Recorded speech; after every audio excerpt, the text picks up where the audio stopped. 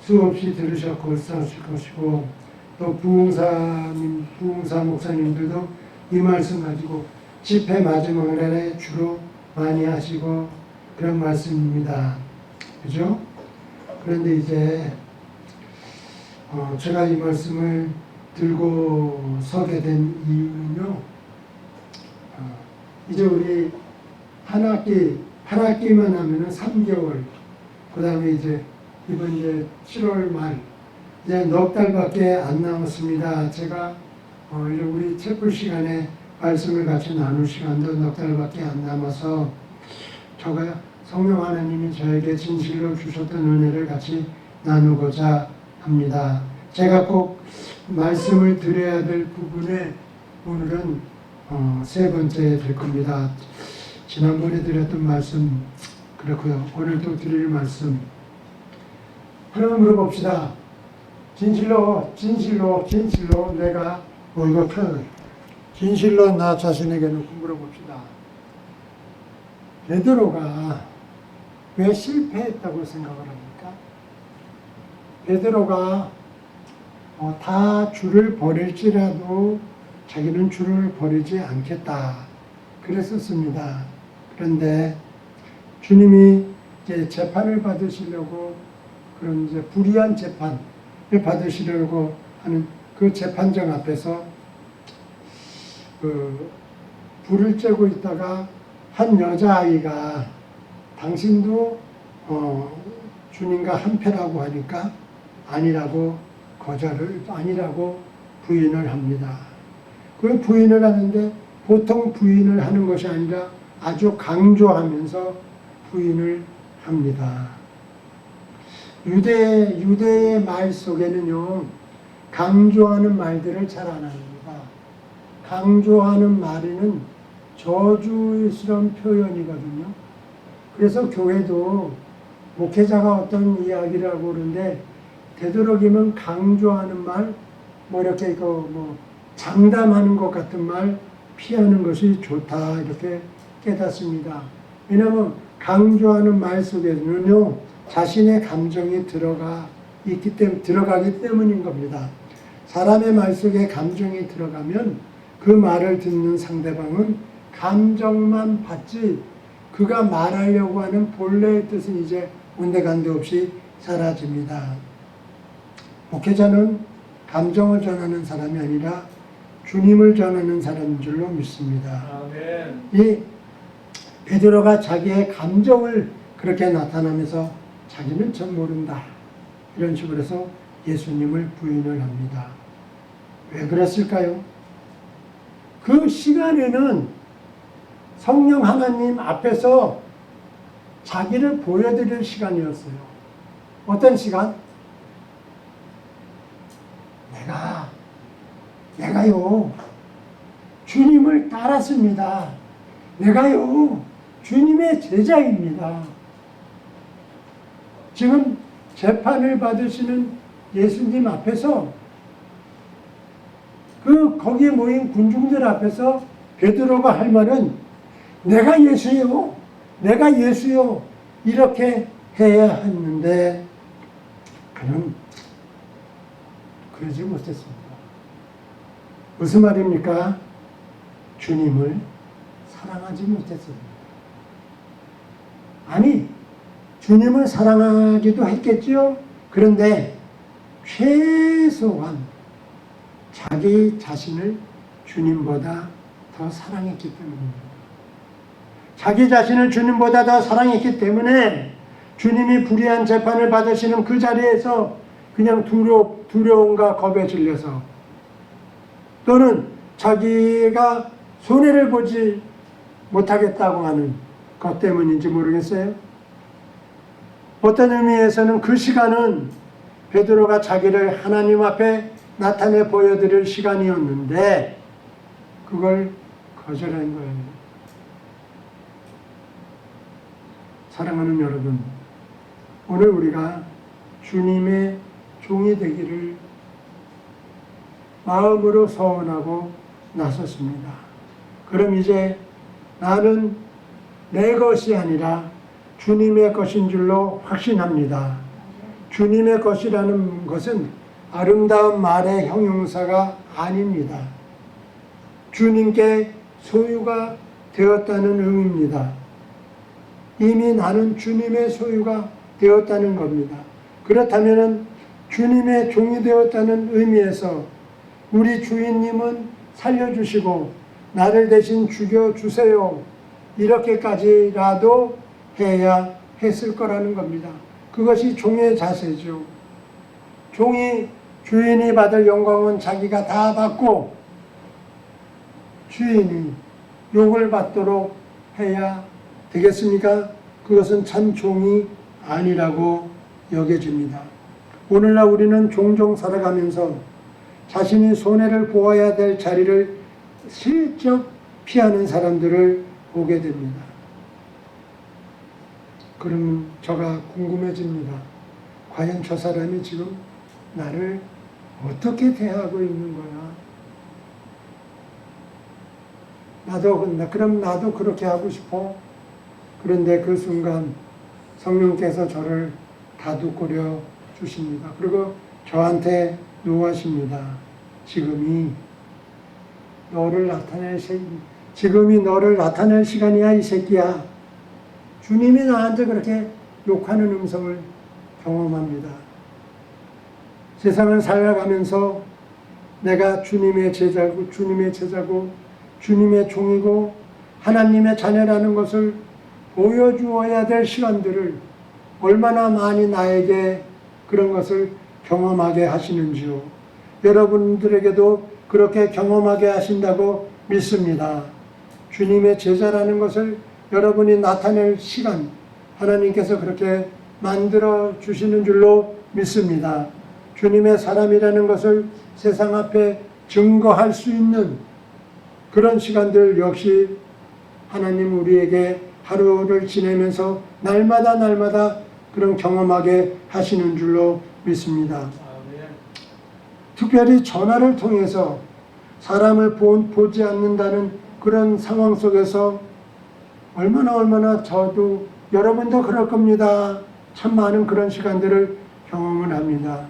내가 주님의 제자인데 내가 언젠가는 또 주님을 그에게 나타내야 될 텐데 내가 언젠가는 또 복음을 그에게 전해야 될 텐데 하면서 입국딱 이게 제가 저희 집 책상에 이렇게 전화기가 있는데 전체 휴대폰을 놓는 자리가 있는데 거기에다 조그맣게 써놨어요. 입국딱 입국 받는 거 입국딱. 왜? 상대의 이야기는 내가 언제나 들어주더라도 내가 말하고 싶은 거는 길게 하지 않는. 네.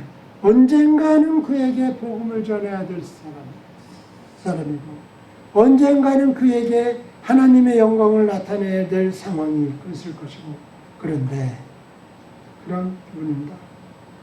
본문의 말씀에서 우리가 볼 수 있는 것은 만일 베드로가 자기 자신보다 주님을 더 사랑했다면 과연 이러한 행동을 할 수 있었을까?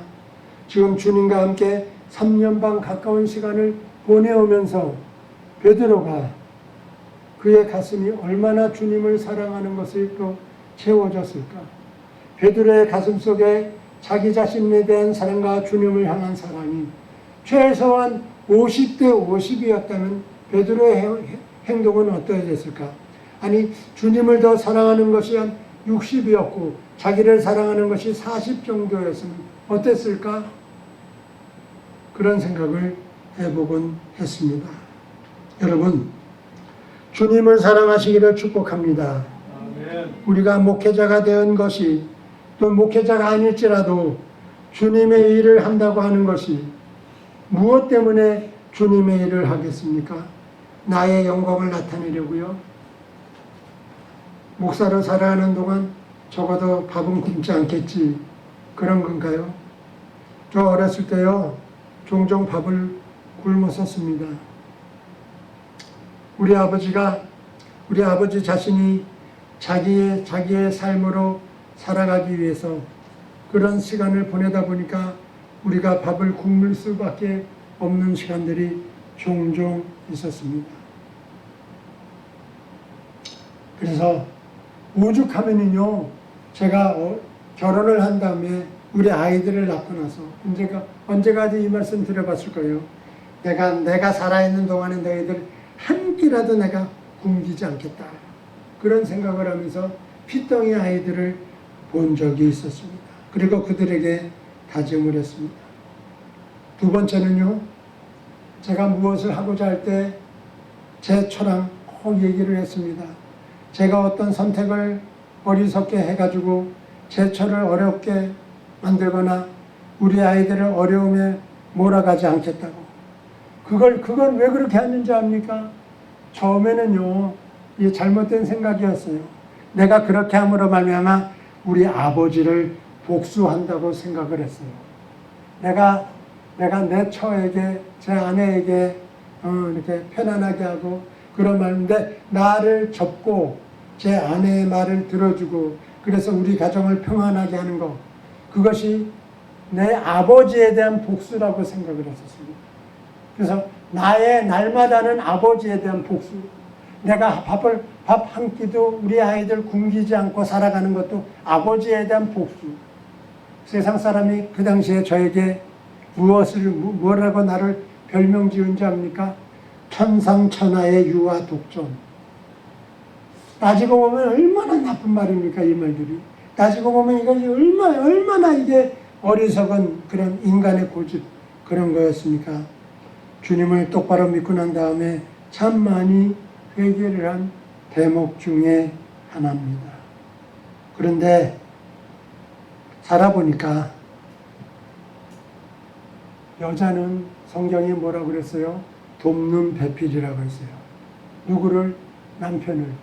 여자는 하나님이 여자를 남편에게 주실 때 그 남자를 돕는 배필로 주셨다고 했습니다. 한번 따져봅시다. 누가 누구를 도울 수 있습니까? 우리 집에 아이들이 나를 도울 수 있을까요? 애들이 나를 어떻게 도와요? 나보다 힘이라든지 모든 것이 약한 사람이 나를 도와줄 수 있을까요? 못 도와주죠.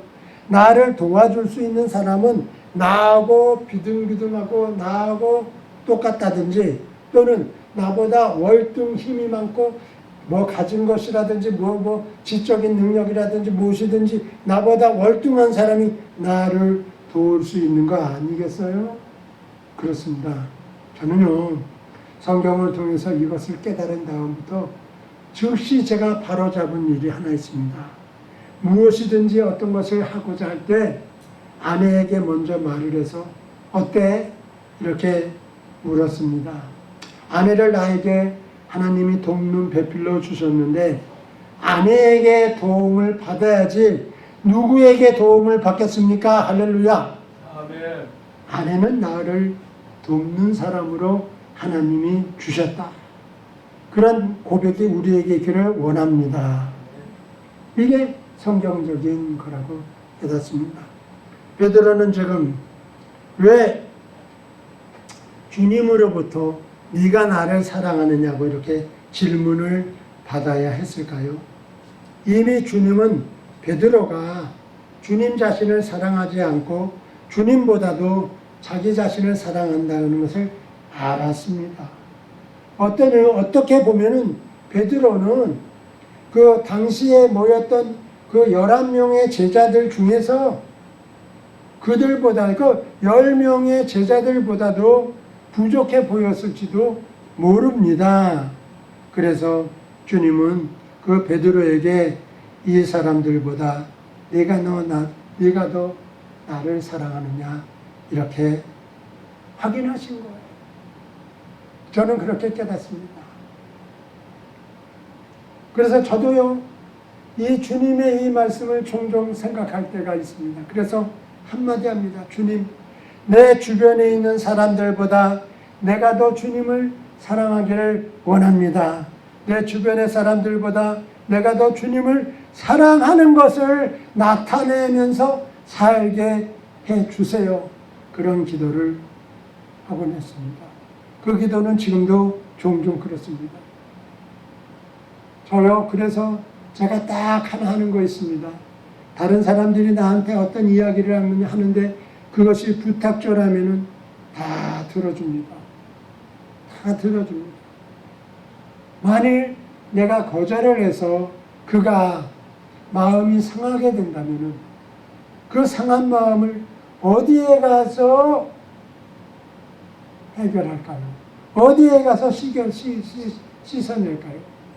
목사에게 거절되었는데 그럼 그 거절된 사람은 어디 가서 그걸 해결할 수 있겠느냐고요. 세상에서 사람과 사람이 상대하는 세상 속에서 가장 최후가 목사라고 저는 생각하거든요. 목사에게 거절되면은 어디로 가겠습니까? 그 사람이. 오늘 우리에게 그런 은혜가 있기를 원합니다.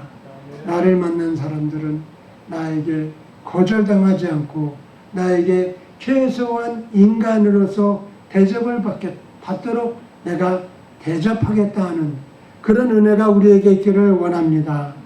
그때 그들이 나에게 찾아와서 구원에 대해서 호소를 하고 구원에 이르는 것을 들으려 하고 구원의 복음에 귀를 기울일 줄로 믿습니다. 우리의 삶은 복음 전함에 있습니다. 우리가 살아가는 의미도 복음을 나타내에 있습니다. 그래서 이제 주님은요 마지막 시간에 베드로에게 이렇게 물으신 겁니다. 주님은 보십시다. 주님은 세상에 죄인으로 오셨습니다. 죄인을 구원해 주시려고 고난을 당하셨습니다. 그리고 불의하게 재판을 받으시고 십자가에 달려 죽으셨습니다. 하나님의 기적으로 죽음에서 살아나셨습니다. 이제 주님은 그리고 부활하셨습니다. 이제 주님이 지상에서 마지막으로 보여주실 수 있는 것은 승천입니다. 승천하신 이후에 주님은 제자들과 다시 커뮤니케이션, 제자들과 다시 교류하는 일은 없을 것이고 성령이 그 자리를 대신해 주실 것입니다. 성령이 주님을 대신해서 제자들과 함께 하실 것입니다. 이제 승천을 하시게 되면 이 땅에서 제자들과의 경험이 끝이라는 것을 알고 계신 주님이기 때문에 주님은 하셔야 될 것이 있으셨습니다. 무엇이에요? 여러분이 아시는 대로 교회를 세우는 일이었습니다. 누구에게서? 바로 이 제자들에게서 교회를 세워야 돼요.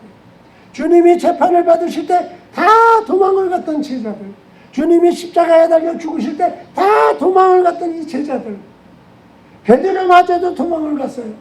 이 제자들, 말로 하면 이제 믿을 수 없는 제자들, 그런데 그들에 의해서 교회를 세우셔야 했어요. 그래서 교회를 세우셔야 했기 때문에 주님은 그 마음을 갖고 그 심정으로 베드로에게 물으신 줄로 확신합니다. 물으셨다고 저 그렇게 깨닫고 있습니다. 물으셨어요. 내가 나를 사랑하느냐? 물으셨어요. 아마 그런데 이 물음을 3번씩이나 했어요. 아마 베드로는 오늘따라 왜 이래? 아마 그런 식으로 대했을지도 모릅니다. 예수님에 대해서. 그래서 예수님 물으니까 주님 아시잖아요. 주님 아시잖아요 라는 그 베드로의 물음에는 또 여러 가지의 감정이 기복되어서 섞여 있습니다. 언제가 기회가 되면 또 그 말씀을 좀 나누고 싶습니다. 베드로의 감정을 보십시다. 주님 아시잖아요. 하는 그 베드로의 감정 말입니다. 주님이 베드로에게 그가 대답을 할 때마다 말씀해 주셨습니다. 내 양을 먹이라, 내 양을 치라. 주님이 앞으로 세워질 교회를 베드로에게 맡기시겠다고 하는 그 말씀이셨습니다. 아멘. 베드로는 내 양을 먹이라, 내 양을 치라, 이 말의 의미를 이해는 하지 못했을 거예요. 그렇지만 주님은 그 말씀 속에서 앞으로 오고 오는 세대에 세워질 교회를 맡기시는 그 의미가 들어있다고 확신합니다. 아멘. 과연 주님이 기대하신 대로 성령께서 이 땅에 성령의 강림이라는 역사가 있고 난 다음에 사도행전을 보는 대로 교회가 세워질 때 베드로가 앞장서서 교회를 세우지 않았습니까? 아멘.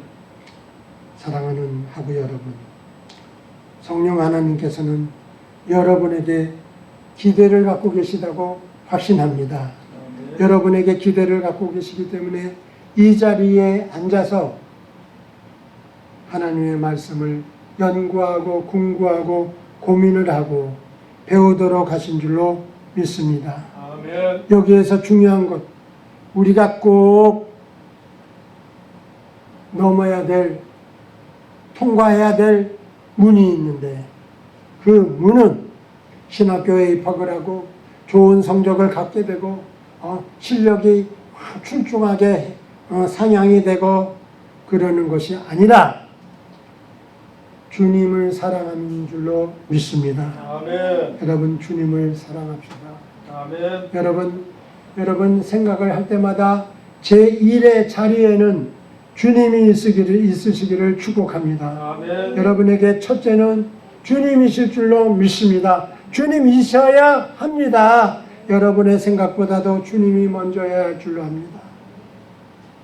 여러분이 어떤 일을 하고자 하는 것에도 주님이 먼저야 할 줄로 압니다. 저는 짧은 시간이지만 이렇게 지내오면서 주님의 일을 한다는 사람들 속에서 참 복잡한 것들을 많이 경험했습니다. 첫째 자리에 첫째 자리에 계셔야 될 주님은 볼 수가 없고 자기의 생각, 자기의 비전, 자기의 기대, 자기의 야망, 자기의 꿈으로 가득 차 있는 그런 어떤 것들을 참으로 많이 보았습니다. 주님을 먼저 사랑하시기를 원합니다. 아멘. 나한테 돈이 생겨요. 주님을 먼저 사랑합시다. 나에게 어떤 명예가 생겨요. 주님을 먼저 사랑합시다. 주님이 나입니다. 주님이 나라고요. 기도하겠습니다. 하나님 감사합니다. 정말입니다.